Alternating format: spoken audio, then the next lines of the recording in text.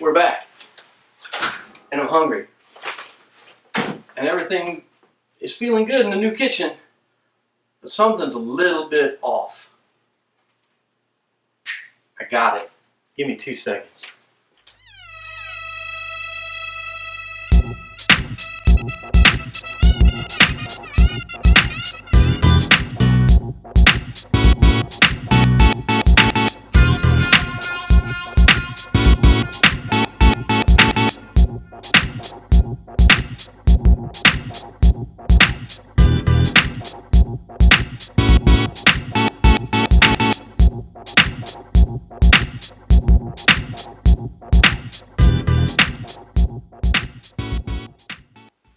There we go. Now it feels right. Like I said, I'm hungry. Are you hungry? Let's make some stuff. So today we're going to talk a little bit about citrus. Lemons, limes, oranges, grapefruits, anything with peel. Citrus. Citrus is not super expensive. Oranges aren't very bad. Lemons, limes, 33 cents a piece. Not really expensive. A lot of flavor. And a lot of flavor that some people are missing out on.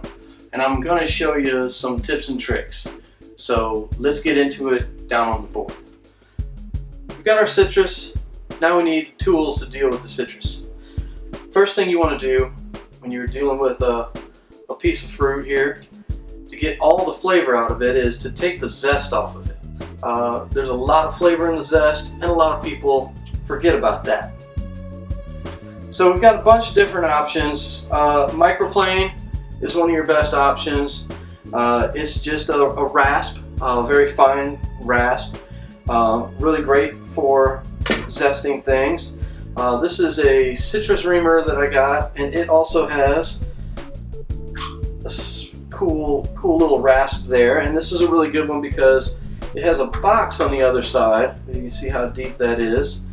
And when you're using this, it helps to catch everything. Keeps it all right there for you. We've got a couple here that are multi-rasps. They've got a couple different blades on them, as you can see. They're pretty much the exact same, they're just different colors. It has a fine blade like so for zesting fruits and vegetables. Then it has a slightly larger one to do like hard cheeses, chocolates, and that type of thing. And we have our box rasp. And this is a cool one because you can take one piece of equipment and do 3-4 different things on it. It has your fine rasp for zesting, little wider one for cheeses, and one for, this one is especially good for chocolates. It's a longer slicing pad. They're all decent options. The great thing about this is that it catches everything in that box, and the box has cool little measurements so you know how much you've got in that.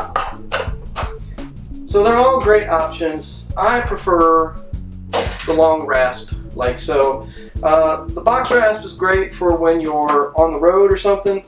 Like I said, you can take one piece of equipment, it does a bunch of different things, but it's real short scraping area. So I like to have enough room to work that I can get a large section of fruit done fairly quickly.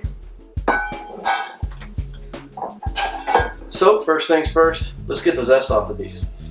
So you're just taking it right down to the pith. The pith is the white part. Don't go any farther than that. Just take the color off of the lime, the lemon, the orange, the grapefruit, whatever citrus you're using. Citrus is great. It gives everything a nice sharp bite. Really useful for providing balance to a dish, especially meat dishes. Meats tend to be real heavy. And notice I'm using the rasp. I'm pulling the rasp. I'm not trying to work the fruit on the rasp. Just hold the fruit steady. Use the rasp. Nice long swipes like so. Get all that green off of there. Lemon, same as a lime.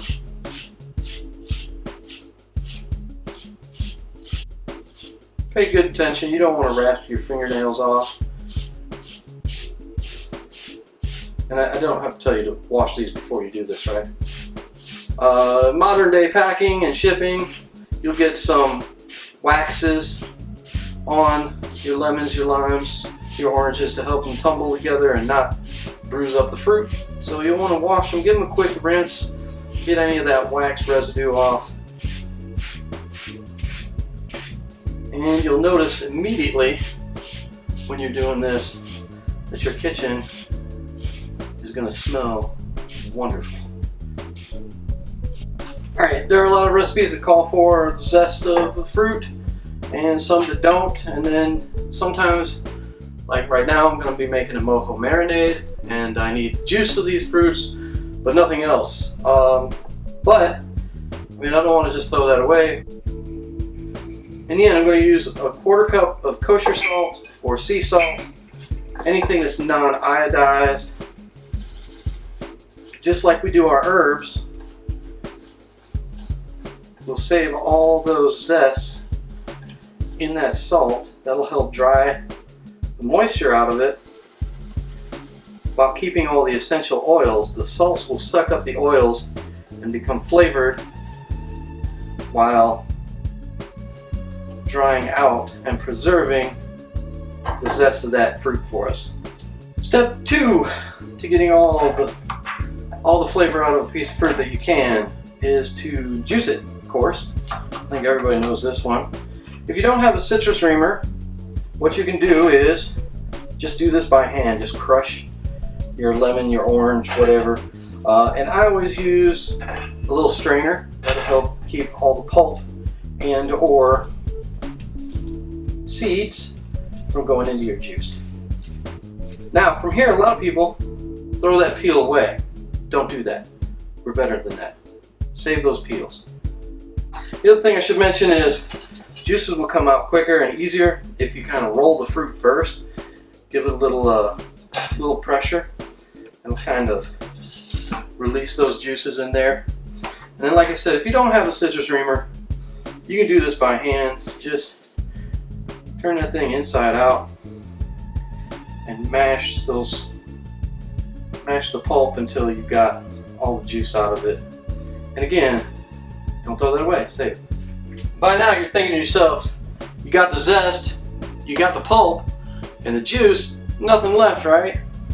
Remember I told you to save those peels? Toss them into a little pot like so. Fill this with cold water enough to cover the tops of those peels. Onto a high burner and let that come to a boil. Once you've got it up to a boil, go ahead and turn your burner off. Take that to the sink.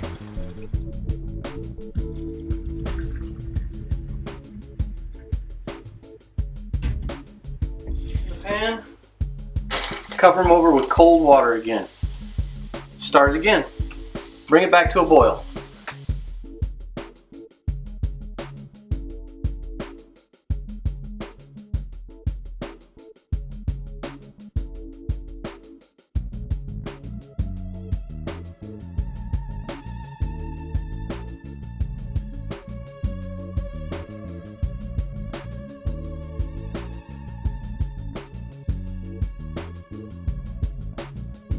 And rinse them with cold water enough that I can touch them again. I went ahead and pulled all the rest of the pulp out of there because I don't really need it. So now we're going to go in here and give it the third and final boil. Third and last boil. Again, start with cold water, bring it up to a boil, let it go for 1 or 2 minutes, cut it off, rinse it, drain it. We're done. We've got one more step.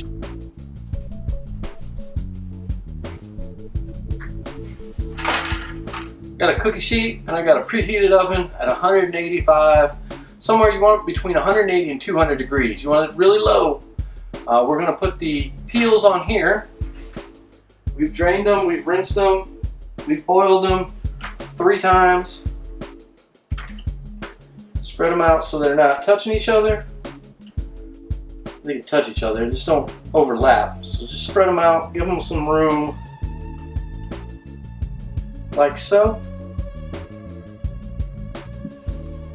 And into a preheated 185 degree oven is fine. And you're gonna leave it in there for 4 or 5, maybe 8 hours. It's a great thing to do if you go into bed, just stick those in there and wake up in the morning and get them out.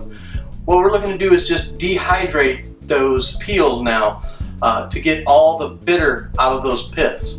And then we're going to use those piths. We'll be back in however much time it takes for those to dehydrate.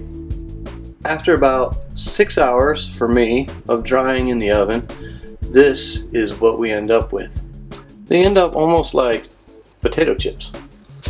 If they're really crispy, crunchy, and break like that, you're ready for the next step. Now you have a couple of options. You can use a blender, you can use a food processor like usual. Whoops. I'm going to use my smoothie maker. Just toss all those peels right in there like so. And again, you want these super crunchy like that. If they're not, if they're pliable, go ahead and dry them a little bit longer. Alright, I'm going to pulse this and we'll be right back. After about 5 or 6 minutes pulsing and grinding this down, you'll end up with pretty fine dust. Go ahead and just run that through a fine mesh strainer or sieve. You want the finest bits of all this powder. Now the boiling, the dehydrating, all that process has removed all the bitter from that pith and that peel, and it's left you with just the citrus flavor. Now the larger grains that you have, you've got 3 different options. You can run it through your grinder again as many times as you can, but your grinder might have a little problem with the weight. The blades will kick that around without actually grinding it up. So you can do that. You can spend $3 or $4 on a mortar and pestle and just grind it by hand. And it's going to take you a while, but it will work out some muscles that you didn't know you had. And your third option is to add these to olive oil and let that citrus flavor infuse your olive oil. So there you go, guys. 3 different ways to get all the flavor out of your citrus. Juice it, zest it, boil it, and grind it up. Get all the flavor out of the parts that you were normally throwing away. The only way I could get more money out of these lemons and limes is to plant the seeds and start from scratch. Now that you've got the stuff, what do you do with it? You can, of course, customize these to your situations. If you go all limes for your zest and your salt, it's a great way to rim a margarita glass. If you go all orange on your powders, it's a great way to make orange rolls. Orange rolls is a big popular dessert down here in the South. If you do lemon and lime powders, just the powders, put that, mix it in with some flour, dredge your fish in it, fry it. You don't need a lemon wedge on the side. The zest mixed with the salt, again, just like we did with the herbs, it's a great way to preserve and keep that flavor going longer than the normal shelf life. It's not something you have to use immediately. You can use it up to 6 months to a year later. It's still going to retain that flavor. It's a great thing to do if you've got no time or you forgot to get lemons, is to open up your cupboard and have powder there waiting for you to use it.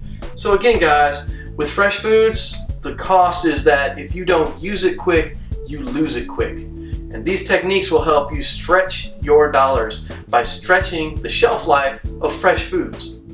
So obviously we're back. If you liked the video or you learned something from it, do me a favor, push some buttons and prove it. Hit the like, share, and subscribe buttons, and while you're at it, hit the bell icon so you know when we update again. Promise it won't be a 3-month gap again.